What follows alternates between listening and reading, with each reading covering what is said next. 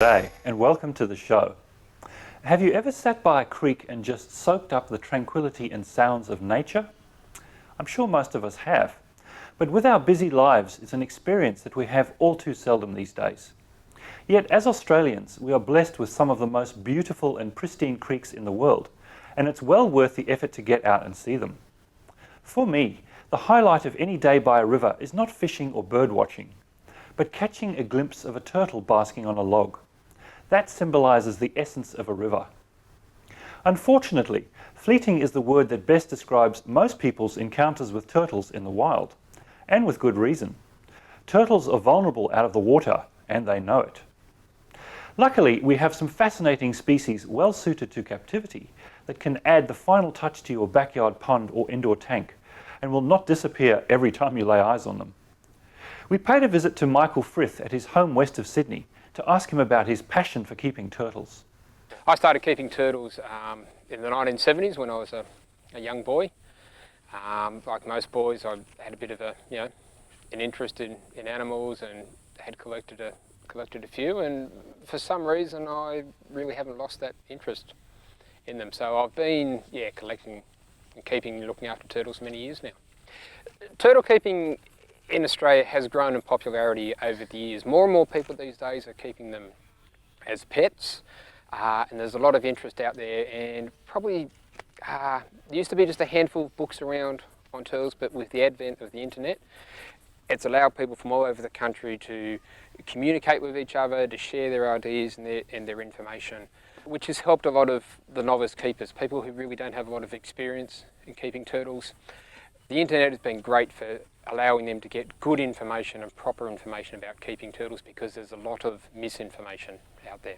When most people get a turtle, they get it as a hatchling or as a baby turtle, and they like to keep it in an indoor tank. That's okay for the first couple of years, but there's a few things to remember. One is that the turtle is going to grow, so eventually it's going to need to live in a large outdoor pond. Another important thing to remember is access to UV light. Not only do you need a proper UV light above the turtle so that when it comes out on its dock within the tank it can get access to UV, but it also needs access to real sunlight outdoors several times a week. When you put your turtle outdoors, I was advised to put it into a tub, maybe on a bit of an angle with some water in it. Also some shade. That way the turtle can get into the sun, it can get into the water, it can get into the shade, and it won't overheat. It's very important when you have your turtle outside that you make sure it cannot overheat. You may need to also put some sort of protective wire covering over the top to stop the local animals coming and taking your turtle. Depending on where you live in Australia, depends on which species of turtles are available to you. On the east coast of Australia, the eastern snake-necked turtle is quite common or readily available. Also, Murray River turtles and Crefts turtles are fairly easy to get hold of as well. On the other side, over in Western Australia, there are different species of turtles available. One of them is Steindachnerai, or the dinner plate turtle.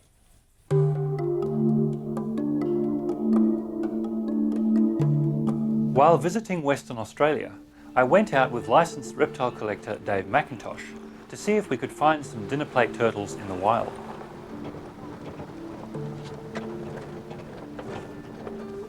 One of the easier ways to collect turtles is to spotlight for them at night.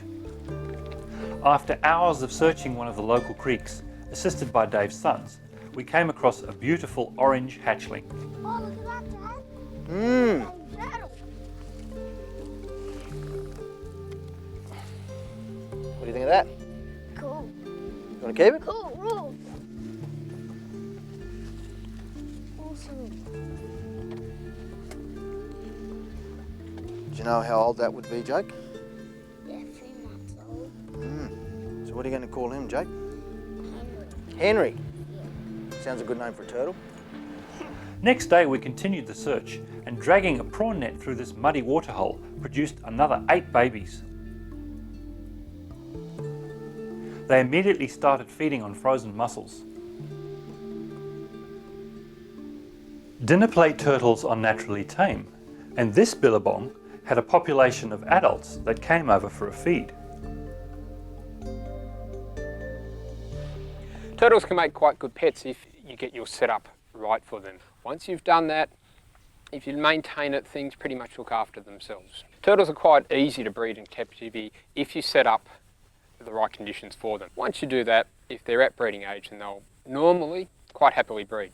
But from time to time, turtles can have problems passing their eggs. One of the main reasons for this is stress, and it could be something like an accident where the turtle has been injured in some way, often in the wild. The female is too stressed to actually pass the egg. So in those situations, you need to actually induce the turtle. So we give her a shot of oxytocin and give her some calcium and put her into a nice warm tank. And about half an hour later, she's normally ready to pass the eggs. As she passes the eggs one at a time, we collect them out of the tank just to stop her from trampling on the eggs as she moves around within the tank. So the eggs are taken out of the tank and they're put into an incubator. If you have a turtle that is gravid, that is, she's carrying eggs, my advice is to let her nest within the enclosure. And my preference is always to leave that nest in the ground and to let it incubate naturally. Under normal circumstances, a gravid female turtle, such as this eastern longneck, will begin looking for a place to lay her eggs in late spring. She'll climb up onto a riverbank, often at night, and begin digging a nest hole in which to lay. The remarkable thing about this process is that it's done entirely by touch, because the turtle only uses its back legs and cannot actually see what it's doing. Legs are used one at a time like hands to scrape and then remove the soil. In hard soils, excavating a nest chamber could take many hours, but the effort is made much easier by a fluid secreted by the turtle. This allows her to mix up the soil into a mud. The added moisture also helps ensure the eggs don't become too dry during their critical early development. Once the hole is dug to a depth of the turtle's extended back leg, laying will begin.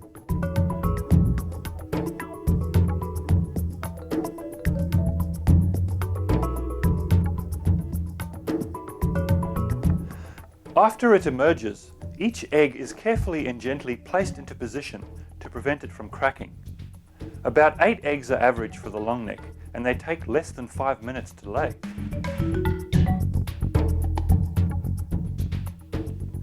The hole is then meticulously filled back in and packed down by the turtle bouncing up and down. This rather comical process can go on for up to an hour or even more.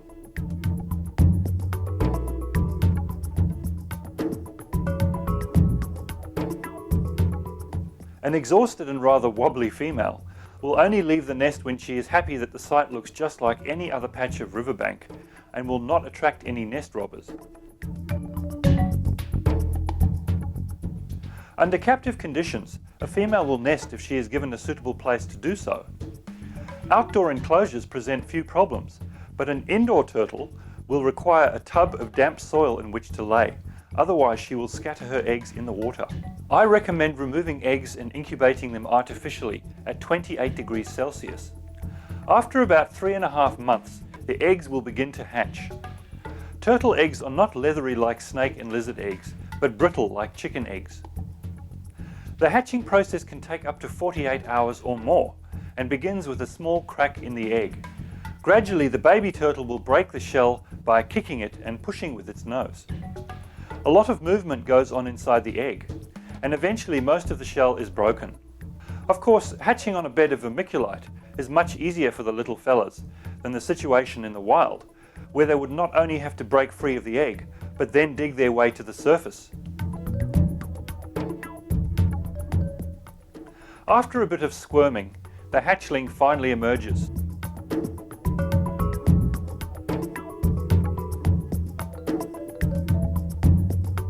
It still has a large lump on its belly where the umbilicus was attached, but this disappears after a day. These photos show the emergence of a clutch that has been left to incubate naturally. Baby turtles should be started on mosquito larvae and blackworms, which they will quickly recognize as food. They can then be weaned onto meat and pellet-based diets. There are many varieties of processed diets available at pet stores. However, these should be supplemented with fish and other natural foods wherever possible. The thing to remember with turtles is that they eat underwater, and freshwater turtles obviously live in fresh water. So anything that lives in fresh water is potentially a food source for turtles. Now, one of their main food sources is freshwater fish, but they also eat other animals or plants that live in fresh water. So we're talking freshwater snails, freshwater prawns, yabbies, freshwater shrimp. It's very easy to feed them the wrong types of foods. Red meat is a great example of this. You can go and buy frozen turtle dinners, you can cut up steak, give them mincemeat, all those sorts of things, but they are not healthy for your turtle. They are not foods that the turtle has evolved to eat. Over time, your turtle will become sick because it simply cannot digest or cope with those types of foods. So stick to the foods that it would find in its natural habitat. The type of freshwater fish you feed to your turtles can vary from time to time. At the moment I have a supply of carp. Now, carp are a noxious pest in Australia, but they do make fairly good turtle food. They're quite a tough fish, so what I have to do before I feed them to my turtles is I scale them, and then I score the flesh. So I get a knife and I cut the flesh into smaller pieces. That way when I put the fish into the pond, the turtles have a better chance of coming in and tearing that flesh off the fish so that they can eat it. And they also like to eat all the internal organs as well. When a turtle eats the whole fish, not only does it eat the fish flesh, but it also gets calcium from the fish bones and gets thiamine from the fish brain, which is good for its own brain development. I get a lot of injured turtles that come my way that need to be rehabilitated. Those injuries are quite often from a motor vehicle where the turtle has been run over trying to cross a road, or may have come out of a river to nest and has been run over. Other times they've been attacked by animals. If you do come across an injured turtle, one of the most important things to do is to not put it straight into water. Injured turtles need to be dry docked. Now, by dry docking, what I mean is that the turtle is left out of water so that the wounds can heal.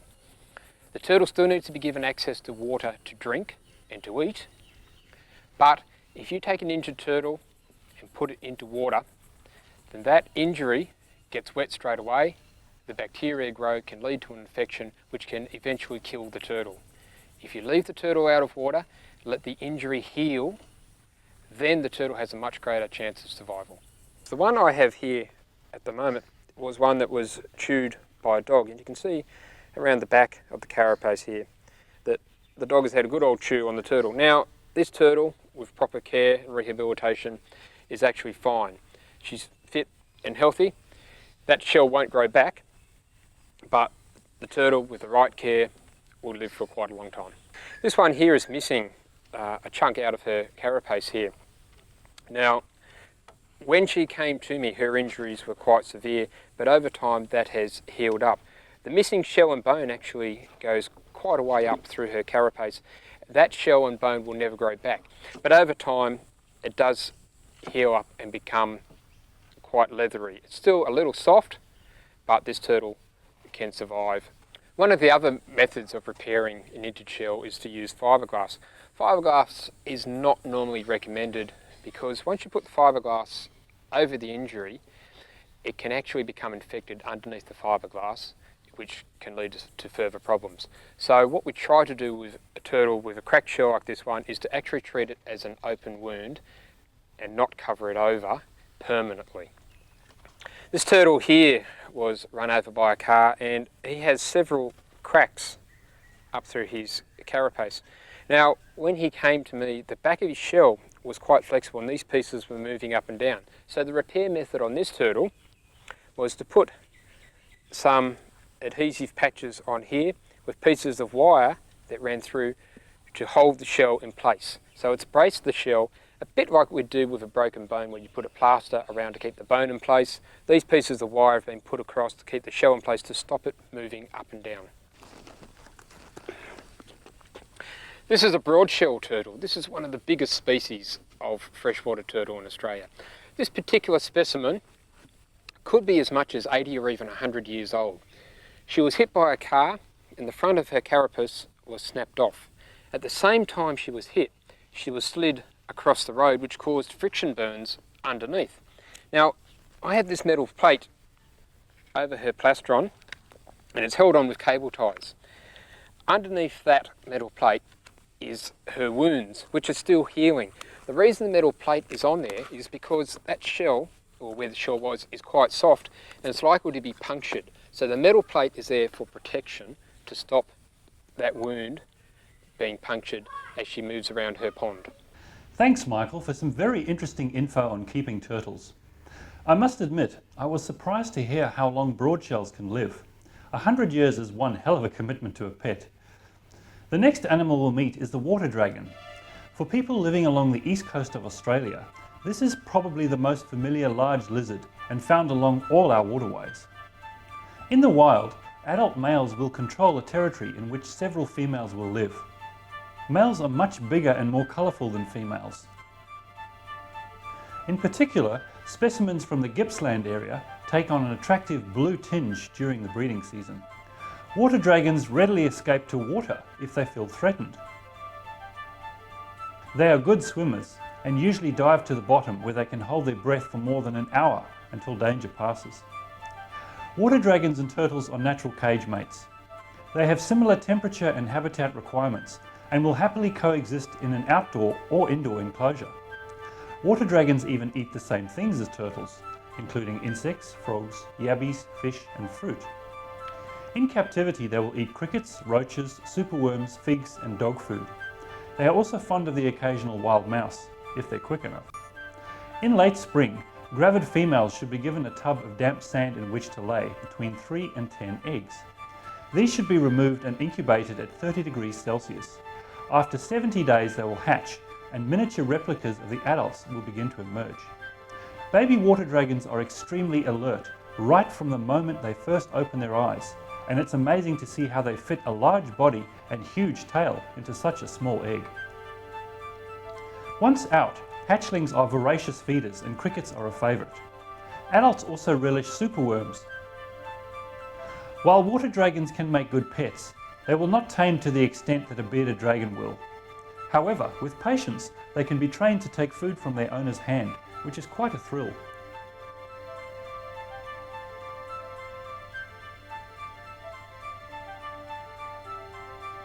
And given the right conditions, water dragons will live for over 20 years in captivity.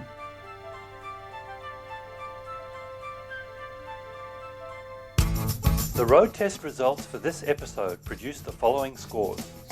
For the cold water turtle species, including eastern longneck, crefts and Murray River turtle, at about $80 to $100 for hatchlings, these are very affordable pets, so on price I gave them a score of 8. These three species are the most commonly kept pet turtles, so a score of 8 for availability. Maintenance. Turtles eat and do what comes afterwards in water, so keeping their water clean with a good filtration system is absolutely essential. Canister filters work well, but need regular cleaning. It also helps to remove any uneaten food by hand. As a general rule, the smaller the system, the more maintenance it requires, with indoor tanks needing weekly water changes and large outdoor setups being essentially self-cleaning. Until they are about 2 years old, babies should be given additional heating during winter.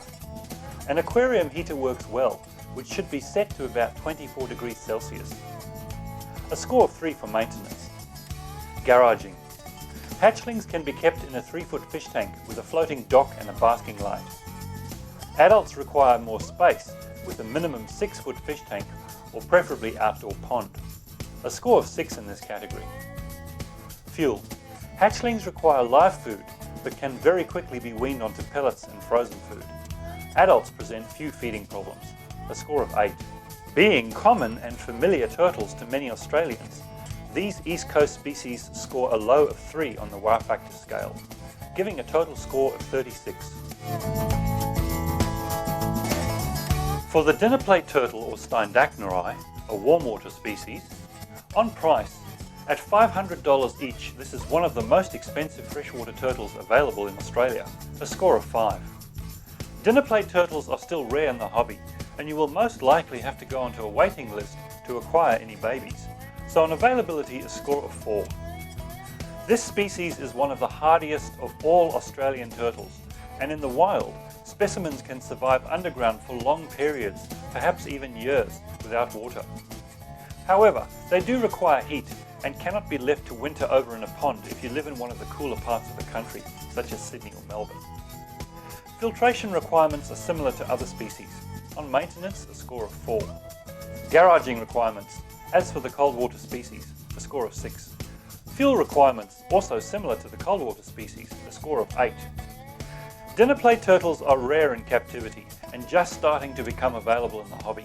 They tame very easily and are likely to become a lot more popular in the future, so a wow factor score of 7, giving an overall score of 34. For the eastern water dragon, at between $30 and $60 each for hatchlings, this is a very affordable pet, so a score of 9 on price. Water dragons are commonly kept and easy to breed, so a score of 8 for availability. While water dragons can be kept in a cage, 3 foot for babies and 6 foot for adults, they are always much happier when kept outside. They are generally a nervous species. They don't tame very well and they never seem to enjoy being handled. However, in an outdoor enclosure with a pond, they really come into their own, and when paired with turtles, will add a special touch to your display. They are also very tolerant of cold and, like turtles, will go into brumation or hibernation for the coldest months of the year, which is quite convenient. A score of 4 on maintenance. If you choose to keep your water dragons indoors, make sure that your cage decorations are well secured, or these lizards will quickly rearrange your carefully planned display. A score of 5 for garaging. Water dragons are good feeders and will never refuse any moving prey. They can also become quite fond of dog food, which is convenient. A score of 6 for fuel. Water dragons are a common and very familiar lizard, so a wow factor score of 2 seems fair, giving a total score of 34.